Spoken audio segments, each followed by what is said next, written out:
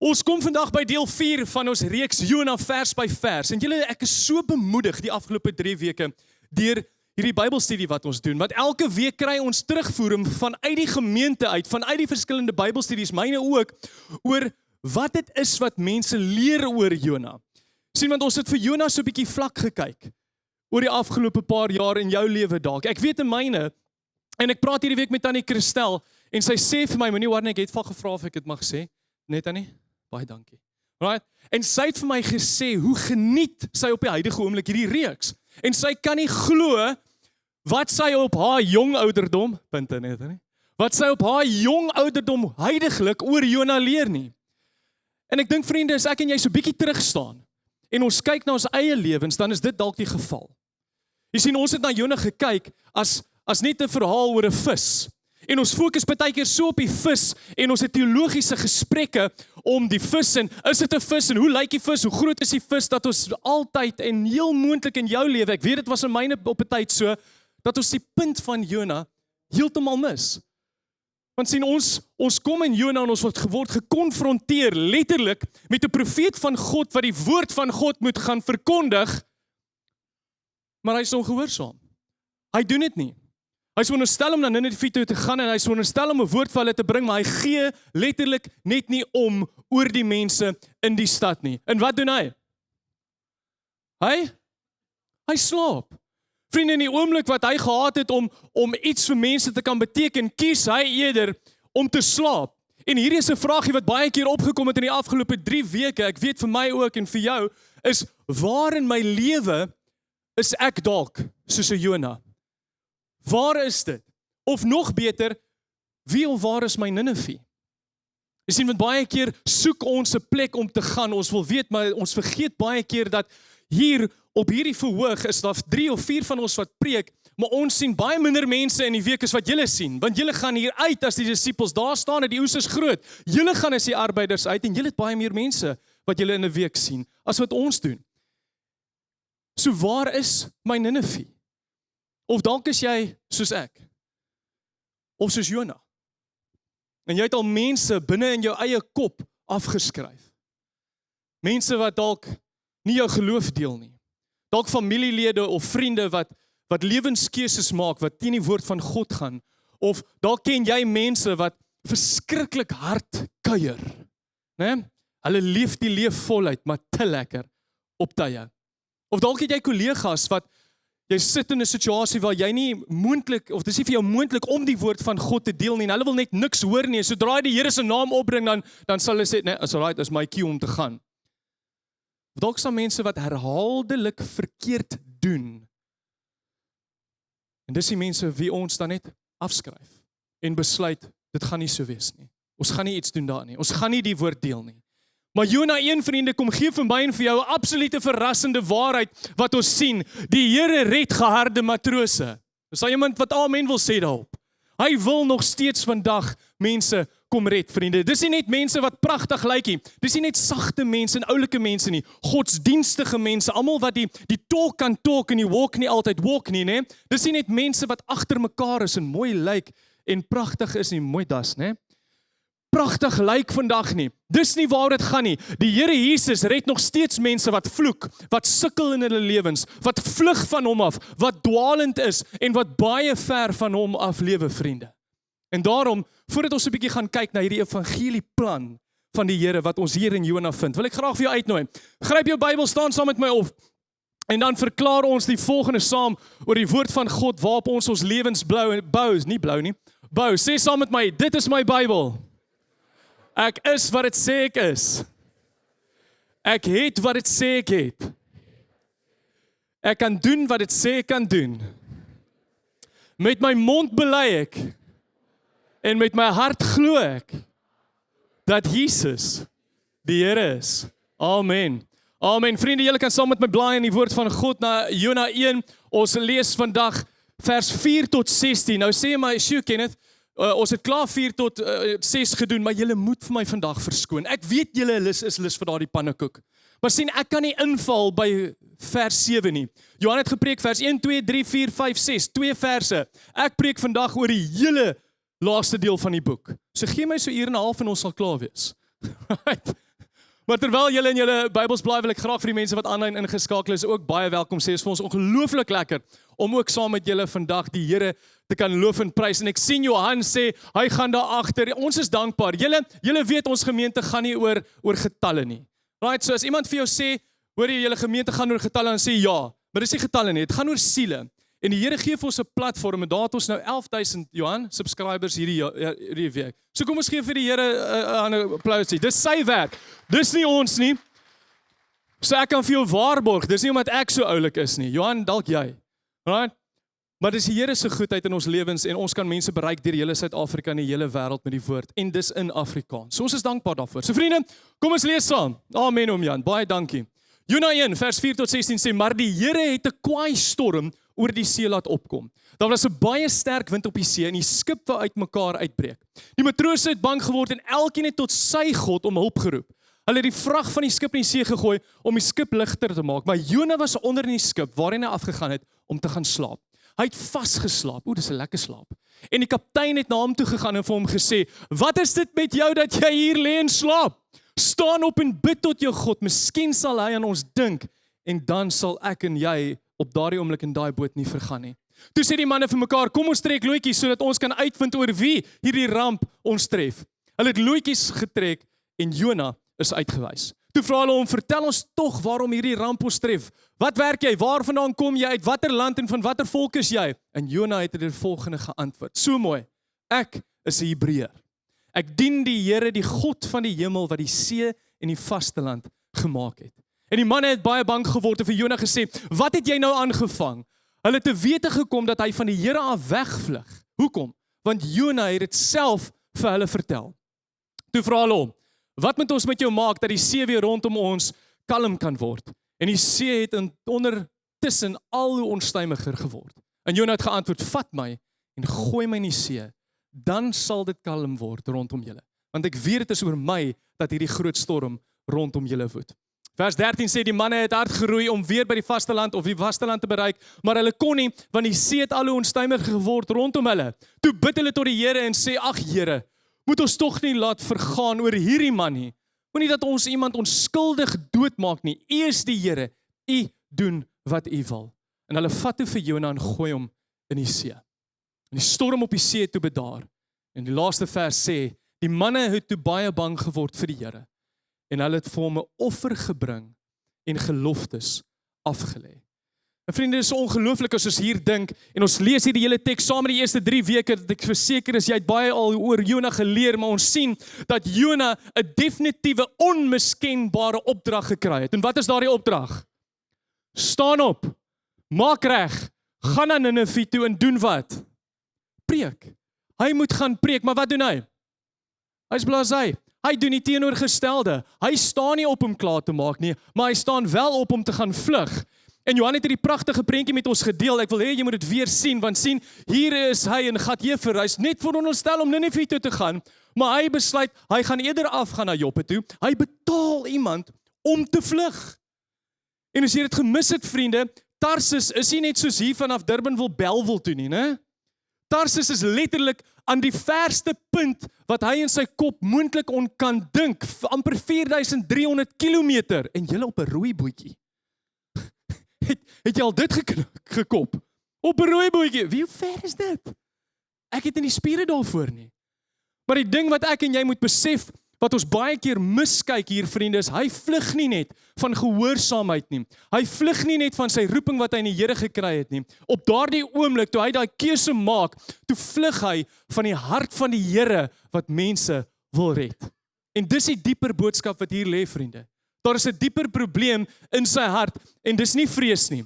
Dit is nie net gemak nie, vriende. Die dieper probleem hier is Jona weet van God se genade, maar hy is selfsugtig. En hy wil nie die Here se genade met ander mense deel nie. Hy wil nie hê Ninive moet gered word nie. Dis die dieper probleem. En hier op die storm in die see, skies tog, terwyl die storm woed en die boot is besig om uitmekaar uit te breek, sien ons dat hierdie man lê en slaap. En dit, vriende, is die ironie. Dit is die ironie van die hele hoofstuk 1. Nou vra jy vir my, wat bedoel ek in dit? Wel, vriende, ons sien, Jona is die profeet, Hy is die man wat geroep is om die woord van God te gaan verkondig en hy hardloop weg van God af. Maar hier het ons die matrose, die heidene wat op daardie oomblik binne in daai boot sit en hulle roep na hulle eie goede uit. Ons sien vir Jona wat slaap en ons sien vir die heidene, die matrose wat bid in die storm. Jona is besig, hy ken die ware God. Hy lyk ortodoks, né? Asof hy alles weet, perfek wat in die woord staan. Maar sy lippe ego dit nie. En die matrose, hulle soek na enige God wat hulle kan, net om hulle in hierdie oomblik te red. En hy veronderstel Jona om te bely wat die regte lering is wat hy ontvang het. Maar hy doen dit nie en ons kry die matrose weer. Hulle reageer met die regte vrees. Jona is ongehoorsaam, die matrose is nederig. Hulle is letterlik voor hulle eie goede, begin as 'n geroepene. En wat doen die matrose? Hulle eindig as aanbidders. En vriende, ek hoop jy sien dit. Voordat ek nou begin met my 3 punte vandag, ek wil hê jy moet dit regtig kop en sien, dat hierdie man, Jona die profeet, die geroepene, slaap. Terwyl die manne wat God nie geken het nie, in daardie oomblik besig is om te bid. Jona lyk pragtig op papier. Beautiful. En die onkundiges, hulle reageer met oorgawe in 'n oomblik van 'n storm. En vriende, ek weet nie van jou nie, maar terwyl ek hierdie boodskap voorberei het en ek myself eerlik in my hart gaan ondersoek, dan wil ek vir jou sê, soms is hierdie dalk my en jou storie. Soms wat ons hier van Jona lees is, ons ken ons Bybel, ons weet wat om te doen, maar ons is koud. Of dalk ken jy die taal van geloof, jy ken hoe alles wat, die praatjies wat heiliglik omgaan oor verskillende goed, substitutionary atonement, en. Maar jy leef in ongehoorsaamheid wanneer jy die deur uitstap. Dalk weet jy van God, maar jy is nie naby nie, en dalk ken jy die regte woorde, vriende. Dalk ken jy die regte woorde, maar jy slaap. En vriende, ek wil vandag vir jou kom sê, my en jou God, die skepper van die heelal waarna ons nou gaan kyk, hy slaap nie. Amen. Hy slaap nie, vriende. Hy werk nog steeds dank. As gevolg van my en jou of nie, gaan hy aanhou werk. En ons lees in Jona 1 vers 15 tot 16, hulle vat toe vir Jona en gooi hom in die see. En die storm op die see het toe bedaar. En vriende, ek gaan hiermee nou afeindig en later by my laaste punt, sodat jy kan sien. Hoofstuk 1, die hele einde van die hoofstuk, eindig nie met Jona nie. Die laaste deel van hierdie hoofstuk eindig met die matrose, wat kniel voor die God, hulle skepper en hom loof en prys. En dis merkwaardig vir my en jou vandag, vriende. Die manne het toe baie bang geword vir die Here en hulle het vir hom 'n offer gebring en geloftes afgelê. So vriende, ten spyte van Jona, nie danksy hom nie, red die Here nog steeds geharde matrose. En dis wat ek graag vandag met julle wil kom gesels. 3 gedagtes. Jy sien, die vraag vandag wat ek by jou wil los is nie of die Here Jesus en God nog steeds mense wil red nie. Wil hy nog steeds mense red? Hy wil nog steeds mense red, absoluut. Maar hoe red hy mense? Dis wat ons hier in die skrif kan sien, vriende. En daarna wil ek na 3 antwoorde gaan kyk wat Jona in hierdie teksgedeelte van vers 4 tot vers 16 vir my en vir jou gee. So is jy reg daarvoor? OK, absoluut. As jy skryf, die Bible app is ook natuurlik daar. Jy kan onder die wens gaan kyk en daar sal jy ook die raamwerking sien. Antwoord nommer 1. Skryf gerig. Die Here skud mense wakker. Dis hoe hy mense red. Die Here skud mense wakker deur storms. Ek sal vir jou 'n oombliekie gee terwyl jy besig is om dit neer te skryf. Maar vriende, as ons na die woord van God gaan kyk, Jona 1 vers 4 dit sê, maar die Here het 'n kwaai storm oor die see laat opkom. Daar was 'n baie sterk wind op die see en die skipe uitmekaar uitbreek. So die van julle wat taal ken, ek is nie 'n taalkundige nie, ek was meer 'n wiskundige, net dan het hulle, wat is daai Afrikaans, is dit sinsdele? Who or what does subject, predicate and object, wat is dit? Daai goedjies, né? Almal kyk vir my, ja, daai goed. Daai goed, ja. Nee, so die vraag is, wie of wat is besig om die kwaai storm oor die see te laat opkom? Die Here, vriende, is besig om dit opkom. En wat die woord vir my en vir jou wys hier is, hierdie is nie 'n passiewe God wat ek en jy dien nie. Hy's nie passief nie. Wat God is hy is aktief betrokke. Hy's 'n aktiewe deelnemer by sy mense. En ek en jy dink partykeer nee, maar hy sit maar net terug. hy het nou klaar vir Jona mos nou, hy gaan nie inmeng met sy hart nie. Maar dis nie die God wat ek en jy dien nie, vriende. En dan kyk ons, hy het dit oor die see laat opkom, so wat dit vir my en vir jou sê is, God rig die storm, hy roep die storm, en hy sê vir hom, gaan daar, na 'n sekere skipie op die see. Ongelooflike gedagte. En die opkom, as ons gaan kyk na die ou geskrifte in Hebreëus, dan gebruik hy hierdie woordjie til. En til beteken letterlik to throw or to cast. Right? It means to hurl down with power. Ek kan nou nie vir jou wys hurl down with power nie, né? Right? It means to hurl down something with power. In die 53 vertaling gebruik die woordjie werp. Hy werp die storm oor die see. En dis dieselfde werkwoord wat oor en oor gebruik word. Later, as hulle die goed uit die see uit, of uit die boot uit gooi, selfde werkwoord, to cast it out. As hulle vir Jona later in vers 15 of 16 oorboord gooi, selfde werkwoord wat gebruik word. Nou vra jy vir my, Kenneth, hoekom sê ek dit vir jou? Ek wil hê jy moet verstaan, vriende, elke beweging wat gebeur in hierdie verhaal, in my en jou lewe, begin omdat God in beheer is. Amen. Hy is in beheer en alles wat daarna vloei, elke reaksie wat daar uitkom, vriende, is omdat ons God soewerein is. Dis sy soewereine inisiatief wat lei na wat volgende gaan kom. En in plek daarvan dat ek en jy moet sit en worry oor Jona se passiwiteit, dan sien ons hier 'n God wat nog steeds mense kom bereik, wat ek en jy nooit die kans sou voorgegee het nie. Ons mis heeltemal die storie van hierdie matrose. En as ek en jy nou die perfekte evangelisasieplan moet optrek, dan is ek seker ons sou nie by die manne begin het nie. Ons sou nie begin het by 'n skip en by matrose, wat nie my en jou waardes dalk deel nie. Maar vriende, God skud mense binne in daardie oomblik nog wakker. En verlede week het Johan gesels oor hierdie matrose. Hulle was heidene, hulle het afgode gehaat. Né? Hulle was geharde matrose. Hierdie ouens het presies geweet hoe die paadjie moet lyk, soontoe en terug. Ek het nou net vir jou gesê, as hulle nie die seile kon gebruik het, hulle geroei. So dit was nie tingerige ouetjies soos ek, nee, wat sukkel met hulle swangerskapsgewiggies nie. Hierdie ouens was groot manne, geharde manne, en hulle het buite die wil van die Here geleef. En dalk, vriende, kies ek en jy ook wie ontvanklik moet wees vir die woord. Sonder dat ek en jy weet, in 'n predisposisie wat ek en jy dalk in ons harte het, dan sê ons, ag, weet jy wat, nee, hierdie man, hy lyk so 'n bietjie hard, man, so 'n bietjie skurf. Ek weet nie of ek met hom kan praat nie. Sy, ek sê as presies, né?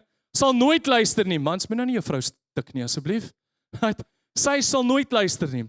Hulle is reeds, hulle is te wêrelds, die mense nie. Ons kan nie met hulle praat nie. Hierdie huis, hulle is hopeloos. Jy weet, moenie so toe gaan nie. Wat hulle daar doen is, nee. Ons kies baie keer wie ontvanklik vir die woord moet wees. Maar vriende, God werk nie so nie. En ek gaan nou vir jou wys, dis nie ek wat so sê nie, die skrif sê, God werk presies waar ek en jy nie kyk nie.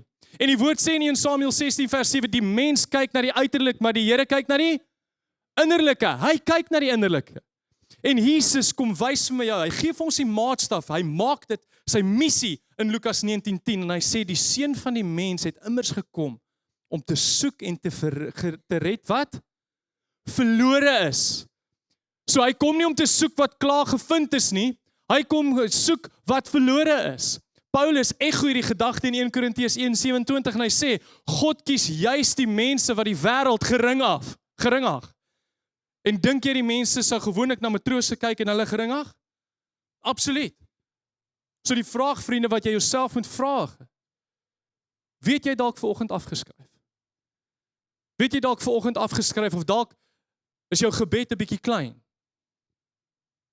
Of weet jy besluit, val onder die vaandel van, nee, daai persoon is dalk nie ontvanklik of toeganklik vir die Here nie. En ek wil jou kom bemoedig om vanoggend te sê, die skrif uit waar ons hier vir Jona sien is, ons God spesialiseer, vriende, in verlore mense wat ander van ons nie altyd sien as mense wat die Here wil red nie. En ons kry hulle hier op hierdie see en hulle is besig om paniekbevange te raak en tog bring storms mense op hulle knieë. Storms, vriende, in my en jou lewe bring ons op ons knieë en dit konfronteer ons met vrae en ons sien hulle is besig om uit te roep in vers 5. Hulle weet in hierdie oomblik, vriende, dis 'n bonatuurlike storm.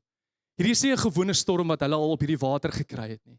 En die vraag wat ons gekonfronteer word is ons in die middel van die storm sit, wat ons nie altyd moet antwoord as alles kalm en stilte is nie, is vrae soos, wat is die sin van my lewe? Here, waarheen gaan ek as ek nie meer leef nie? Is daar meer as net hierdie wêreld? Goeie vraag. Wie kan my help uit my storm uit, Here? En dan sê die psalmis, voordat ek swaar gekry het ek gedwaal, maar nou hou ek my aan u woord vas. God sê dieselfde in Hosea 5, hy sê, in hulle nood sal hulle my hulp kom vra. Ek en jy is geprogrammeer om uit te reik na die Here toe en te vra. En hy gebruik baie keer storms, vriende, in my en jou lewe om deur 'n hart te kan breek wat gesluit is en toegesluit is vir hom. En baie keer gebruik hy my en jou storms om mense buite die kerk aan te raak, om te sien hoe ek en jy optree. Hoe lyk ek en jy wat sê ons is Christene binne in die storm? Dis hoe hulle kan sien wat dit is om 'n kind van die Here te wees. In Handelinge kom sê dit so mooi, God het hulle gemaak om hom te soek, al sou hulle ook moes rondtas om hom te vind. Hy is nie ver van enige van ons nie. En vriende, daarom wil ek jou kom sê, dalk bid jy dikwels, Here, vat net hierdie storm weg van my af. En dalk moet ons die gebed net so bietjie verander om te sê, Here, ons het Johan het ook aangeraak. Hoe wil U my gebruik? Hoe wil U my eerder gebruik in die storm? Wat is dit wat U van my wil kom wys binne in my eie hart wat my help? Want vriende, ek en jy kan nie slaap nie. Ons kan nie toelaat dat mense soos hierdie kaptein van hierdie skip moet kom en vir my en vir jou as kinders van die Here wat die woord ken, wys wat dit beteken om die Here te volg nie. Want Jonah het geslaap. Hy was onbewus. Maar dis die gevaarlikste toestand, vriende, wat ek en jy as 'n kind van die Here kan hê, dat ons heeltemal net afgestomp is. En dalk is dit nie in jou lewe 'n tyd waar jy 'n rebel is nie. Jy's nie hierdie uiterste rebel nie, jy's maar net 'n bietjie afgestomp in jou hart. En dan wil ek vir jou kom vra, is jy wakker genoeg om te sien wat God om jou doen? Of slaap jy op hierdie oomblik? Vriende, die storm het gedoen presies wat dit wou doen. Die storm het mense wakker gemaak. Die storm het almal van hulle wakker gemaak. Maar wakker, vriende, vir my en vir jou, is nie genoeg nie. Dis nie genoeg om net wakker te wees nie. Daar's 'n geheime rebellie wat die Here hier probeer kom ontbloot, en dalk is dit in my en jou hart ook. Daai geheime rebellie, die sonde, wat binne ons harte is, voordat hy kan begin werk. En wanneer hy na 'n punt toe kom waar ons sonde kan ontbloot, Here, vriende, dan kan die Here sy plan laat werk. So, antwoord nommer 1 is, wat ons hier sien uit die skrif is, die Here skud mense wakker deur storms. Antwoord nommer 2 wat ons hier kry, vriende, is die Here ontbloot sonde, sodat genade kan begin werk. Ek sal vir jou 'n oombliekie gee om te skryf. Ek het vir jou gesê, jy gaan moet vashou, want dis nie 2 versies nie. Ons het 10 verse om deur te gaan, maar moenie worry nie, ons is amper, ons is meer as halfpad, né? So antwoord nommer 2, die Here ontbloot sonde, sodat genade kan begin werk. Vers 7 sê, toe sê die manne vir mekaar, kom ons trek loetjies, sodat ons kan uitvind oor wie hierdie ramp ons tref, en hulle het loetjies getrek, en wie is uitgewys? Jonah, vriende, is uitgewys. Nou kom ons praat net gou oor hierdie loetjie deel. Nou dis die loetjies wat ek en jy vandag gaan koop by ons kinders se skole, nie? Né? Koop 'n loetjie, R50. Dis nie daai loetjie nie. Hierdie loetjies was gekleurde klippies wat hulle gebruik, en dit was nie kansspel nie. Dit was regtig deel van die antieke gebruik, en hulle het regtig geglo dat hulle gode, dit was 'n heidense gebruik, maar hulle het regtig geglo dat hulle gode die uitkoms van daardie lot sal bepaal. So dit was nie dat hulle nie gedink het nie, maar ek en jy weet, Spreuke 16 vers 33 sê, mense kan loot, maar wie bepaal die uitkoms? Die Here, vriende, bepaal die uitkoms. So wat hier gebeur, hierdie storm wat kom, is nie per toeval nie. Wat hier gebeur is in daardie oomblik toe Jonah daar is, hy probeer alles wegsteek, kom ontbloot die Here sy identiteit vir al daardie mense. Hy kom ontbloot die feit dat hy besig is om te vlug. Hy ontbloot vir hulle in daardie oomblik dat hy ongehoorsaam is en hy vlug van die Here op die see, waar hy nou 'n storm ervaar, wat die Here self gemaak het. En Jonah het geweet. En Numeri 32 vers 23 in die ou vertaling sê, julle sonde sal julle uitvind. Ek dink die nuwe vertaling praat van agterhaal of so iets. Reg? Julle sonde sal uitgevind word. En dis presies wat hier kom gebeur. Die Here kom vind Jonah se sonde uit. Jy kan nie vlug daarvan nie, vriende. En in daardie oomblik sien almal wat op daardie skipie is, hierdie man is ongehoorsaam. En hulle kom vra hom al hierdie vrae. En in vers 9 gee hy vir hulle die volgende antwoord. Hy sê, Jona het hulle geantwoord, ek is 'n Hebreër. Ek dien die Here, die God van die hemel, wat die see en die vasteland gemaak het. Vriende, hierdie is 'n merkwaardige uitlating, maar ook 'n ongelooflike teologiese, pragtige, mooi antwoord vir iemand wat besig is om te vlug. Want hy sê, hy roep hom aan, ek is 'n Hebreër. Wie dien ek? Die Here, die God. En dit is, hy roep in daardie oomblik, God aan sy verbondsnaam. En dit verander die hele prentjie, want hier erken Jona, hy's besig om te vlug van die Here, wat die aarde geskep het, wat die see en die vasteland gemaak het. Dis van wie hy vlug op hierdie oomblik. En daarom moet jy kennis neem sy woorde. Sy woorde is pragtig, is teologies korrek. Ek dien die Here, maar sy lewe ego nie dieselfde nie. En ek en jy moet oppas dat ons in hierdie struik val, vriende, dat ons woorde mooi klink, maar wanneer ons uitstap, en ons het baie getuienisse hiervan, dan klink my woorde en my testimony, hulle kom nie by mekaar uit nie.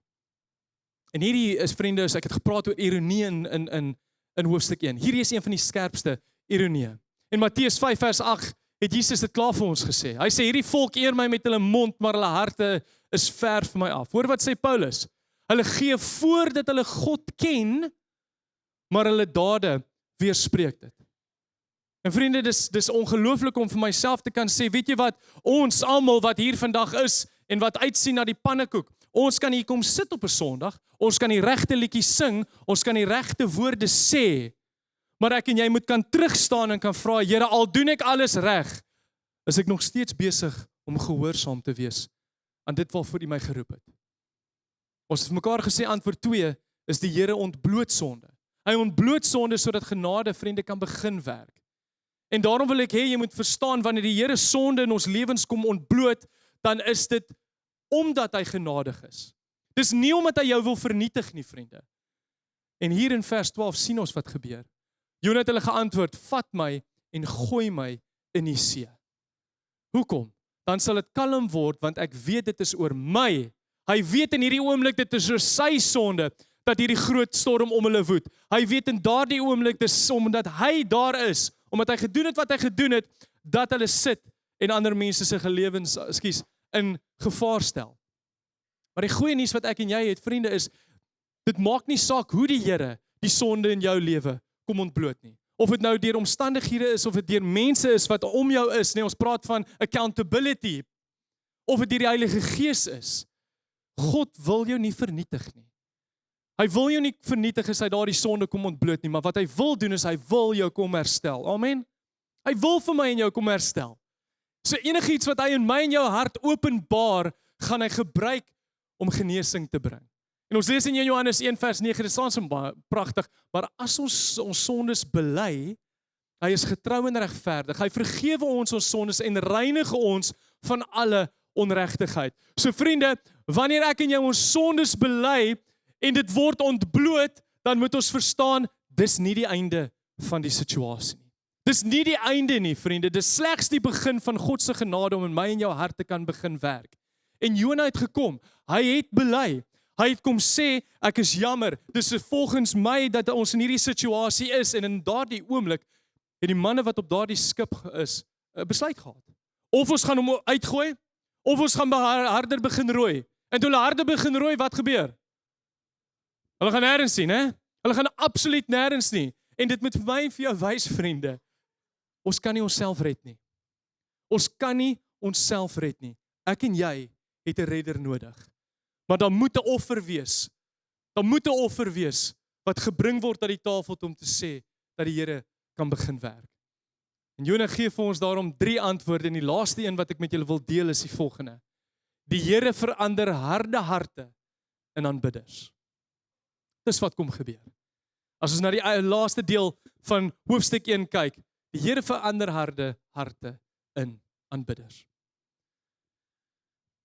In vers 13 sê die manne het hard geroei om weer die vasteland te bereik. maar hulle kon nie, want die see het al hoe onstuimiger geword rondom hulle. Al hoe onstuimiger geword.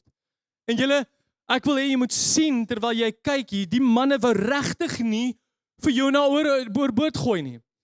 Hulle het uitweg gesoek, hulle wou roei. Hulle het 'n uitweg gesoek, maar sonder om 'n prys te betaal.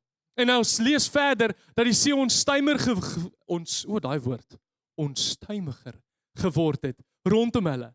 Maar dit is die patroon, as ons kyk na die hele skrif, vriende, is daar's mense wat poog om sonde te omseil met allerlei pragtige praatjies, sonder om 'n offer te ontvaar, sonder om vir my en vir jou te sê, weet jy wat, dis tyd dat ons kruis sal opneem en afstaan met die dinge van die verlede. En daardie pogings wat ons maak om sonde te omseil, om dit weg te steek, loop altyd uit op die dood. En ons weet dit, vriende. Want Efesiërs 2 vers 8 tot 9 sê, julle is inderdaad uit genade gered, nie deur geloof nie. Hierdie redding kom nie uit julleself nie, dit is 'n gawe van God, dit kom nie deur julle eie verdienste nie, en daarom het niemand enige rede op homself trots te wees nie. Ons kan nie trots wees nie, en ek weet nie of jy dit weet nie, maar jy kan nie hard genoeg rooi nie, en jy kan nie genoeg fake wees oor fantasties en oulik wees nie, want die Here gaan dit uitwys, vriende. Daar is slegs een offer wat 'n storm in my en jou lewe kan bedaar. Ongelooflik hoe dit ook uitwys hier in hierdie verhaal na Jesus wat kom. Daar's slegs een offer. En in Jona se geval, vriende, wie was die offer? Jona was die offer. En daai oomblik toe hulle vir Jona gevat het, hulle het hom oorboord gegooi, toe stop die storm onmiddellik. Ek wens ek kon klap, net die juffrouens maak mos onmiddellik. Dramatic effect. Sit hom in. Onmiddellik stop die storm.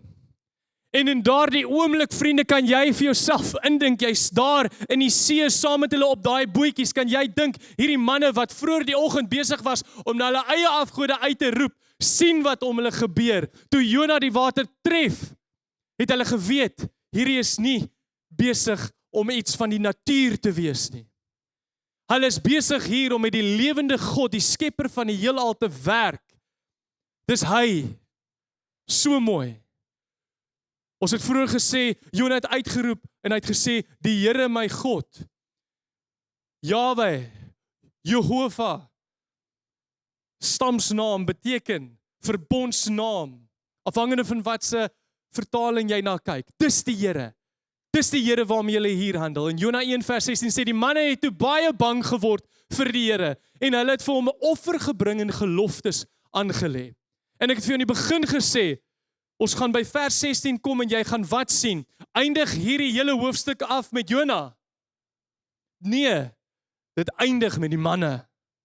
Met hierdie geharde matrose wat voor God kniel, want hulle weet met wie hulle hier te doen het, vriende. En as ons praat van hy het bang geword, of die manne, die matrose het bang geword, dan beteken dit nie, vrees, bang nie.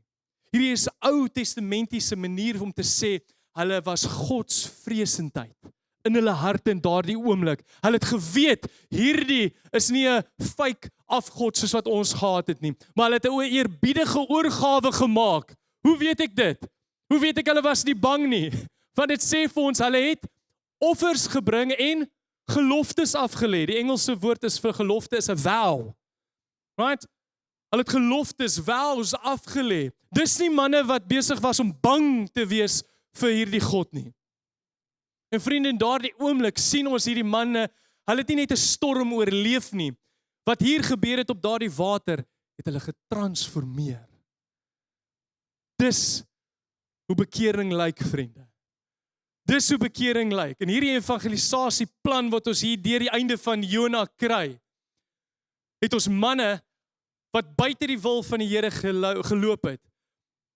Mense wie gedink het nooit gered sal kan word nie, gebruik die Here Jona se foute. En hy kom bekeer hulle. In 2 Korintiërs 5 vers 17 sê, iemand wat aan Christus behoort, julle ken die vers, is 'n nuwe mens. Die ou is verby en die nuwe het gekom. Vriende, dit is wat genade doen. Dis wat genade vir hierdie mans beteken het op daardie boot. Dit maak nie saak wat in die verlede gebeur het nie. Die Here kom gee vir my en vir jou 'n nuwe identiteit, 'n nuwe toewyding, nuwe lewensrigting soos wat hy vir hierdie matrose kom gee het. God red nog geharde matrose vandag, vriende. Amen. En dis my gebed. Ek het 3 vrae wat ek graag mee wil afeindig. Die orkes, julle kan maar so lank opkom. Ek het 3 vrae wat ek graag by jou voete vandag wil kom lê om te vra. Vraag nommer 1 is: wie het jy afgeskryf wat God nog roep? Nie jy nie, want ek en jy kan nie mense red nie. Slegs Jesus kan hulle red. Hy is die weg, hy is die waarheid. Moenie ophou bid vir daardie mense nie. Vraag nommer 2 is: wat wil God hierdie storm vandag in jou lewe doen? Wat wil hy in die storm in jou lewe doen? En dalk sit jy vandag in 'n storm omdat jy jou eie keuses gemaak het. En jy moet nou hier deurkom en in daardie oomblik bid ek saam met jou dat die Here jou sal wys hoe hy jou kan gebruik in jou storm. Want sien, Romeine 8 vers 28 sê, God sal, hoeveel te goeie mee laat saamwerk? Alles. Hy sê, hy sal alles ten goeie mee laat saamwerk vir die wat hom lief het. En as jy vir die Here Jesus lief het, vriende, dat beteken dit, hy gaan die storm in jou lewe gebruik, hy gaan die ontbloting van jou sonde gebruik, hy gaan dalk die skaamte wat jy in jou hart op hierdie oomblik voel, gebruik en die mislukkings, alles waardeur jy gaan hy gebruik as 'n instrument van genade in jou lewe. Vraag nommer 3 is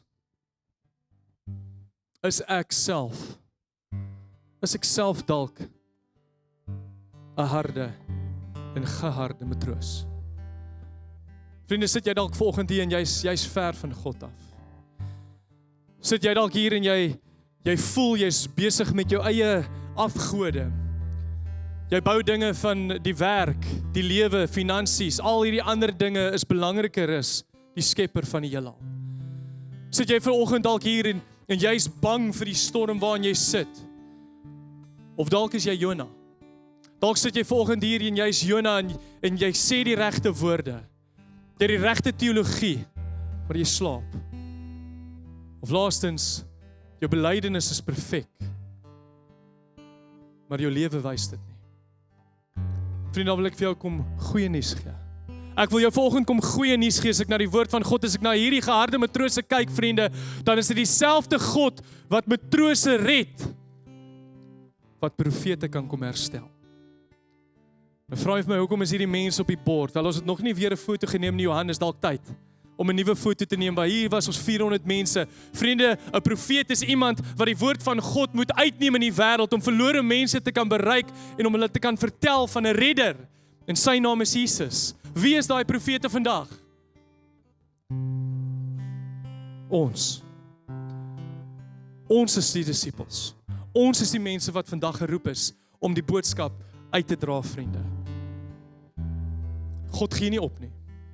Die God wat ek en jy dien, vriende, gee nie op nie, en hy gebruik Jona, hy gebruik sy mislukkings, hy gebruik die slaap, hy gebruik die vlug, hy gebruik die storm op die see, en hy sit dit om in redding vir mense wat ons nie gedink het gered kan word nie. En daarom, vriende, wil ek jou vanoggend kom bemoedig en vir jou vra, word wakker. Word wakker, vriende. Dalk is dit tyd dat ons sal raak sien wie die matrose is wat in hierdie oomblik om ons sit. Maar my gebed is dat jy ook sal raak sien dat jy nie per toeval geroep is om te wees waar jy vandag is nie. Wat ons van hierdie deel van hierdie teks kan leer, vriende, is dat Jesus het 'n plan. Hy het 'n plan. Hy gaan dit uitvoer. En vriende, dis nie omdat ek en jy waardig is nie, maar is omdat die God, wie die skepper van die heelal is, gewillig is. Amen.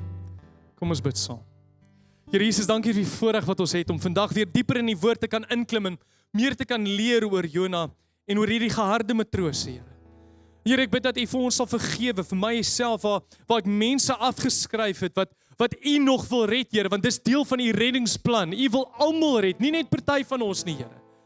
En U skep daardie geleenthede, en ek is jammer as ek partykeer daarteen stry en teen die Heilige Gees wat my hart roer, is iemand hier langs my venster kom staan en ek maak klaar 'n judgment oor daardie persoon, Here.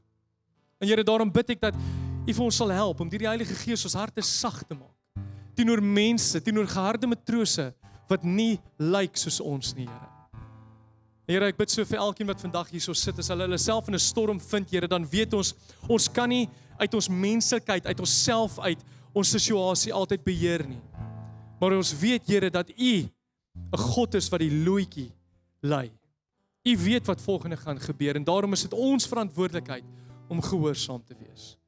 Here, dan bid ek dat U vir ons 'n geloof sal gee om te glo dat U nog mense se harte vandag kan verander. Amen.